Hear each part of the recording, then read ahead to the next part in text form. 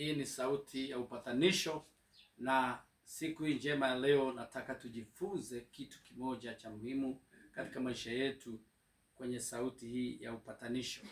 Leo nataka tujifunze kuhusu umuhimu wa kumjua sana Mungu. Katika kitabu cha Ayubu sura ya 22 mstari wa 21, Biblia inasema mjue sana Mungu ili uwe na amani, ndivyo mema yatakavyokujia. Mjue sana Mungu ili uwe na amani, ndivyo mema yatakavyokujia. Ni muhimu sana ndugu yangu kujua Mungu ambaye ni muumba wa mbingu na nchi, ambaye alituumba sisi kwa mfano wake. Ukimjua Mungu, ukajua njia zake, hautakuwa na hofu ya maisha.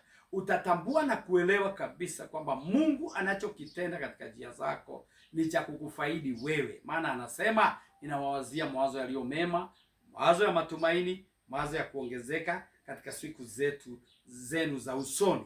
Kwa hivyo jioni na mchana wa leo, Mungu anatamani umjue sana. Umjue sana Mungu, ujue jinsi ya kuingia na kutoka, ujue jinsi anavyonena, jinsi anavyotenda, na ujue jinsi anavyopenda. Ukifahamu na kuelewa jinsi Mungu anavyonena, utaelewa sauti yake na utatofautisha kati ya sauti yake na sauti zingine zozote. Kuna sauti nyingi sana katika ulimwengu huu. Kuna sauti za wanadamu, kuna sauti za wanyama, kuna sauti za mazingira, ambazo wakati mwingine sauti hizi zinatutesa sana. Wakati mwingine zinakuja wakati ambapo una uhitaji fulani na zinateka mawazo ya mtu. Kuna sauti ya mazingira, ni sauti kali sana, maana tuko katika mazingira ya ulimwengu. Kuna sauti ya dunia ambayo ni kubwa sana, lakini unapomjua Mungu sana, utaweza kutofautisha kati ya sauti yake na sauti ya mazingira, kati ya sauti yake na sauti ya wanadamu, kati ya sauti yake na wakati mwingine sauti ya adui, shetani, ibilisi. Maana sauti ya shetani nayo ipo. Shetani naye ananena. Bwana Yesu atusaidie sana.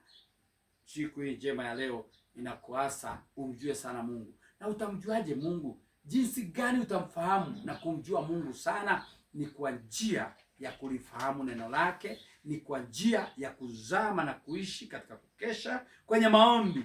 Mkesha wa maombi ni kwa kuwa na faraga sana kutafuta uso wake. Biblia inasema Mungu hupatikana siku zote. Tafuta Mungu maadamu anapatikana.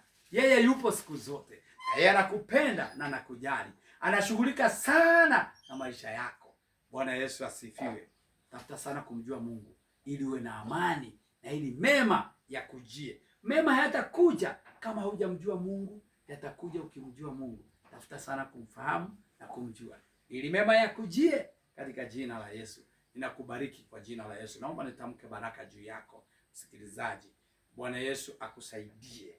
Bwana akuinulie uso wake. Bwana akufanye umjue, afungue ufahamu wako, afungue milango yako, afungue njia zako, umuone yeye na nguvu zake katika jina la Yesu Kristo. Bwana akutangulie katika ndoa yako. Bwana akutangulie katika elimu yako. Bwana akutangulie katika maisha yako. Bwana akutangulie katika familia yako. Bwana afanye malango yake katika kazi za mikono yako. Akutangulie uingiapo na kutoka.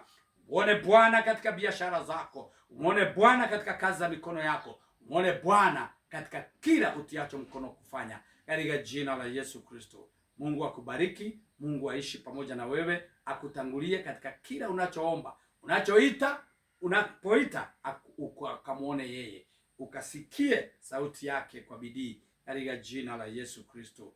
Amen, amen, amen. Shalom, shalom. Hallelujah. Amen.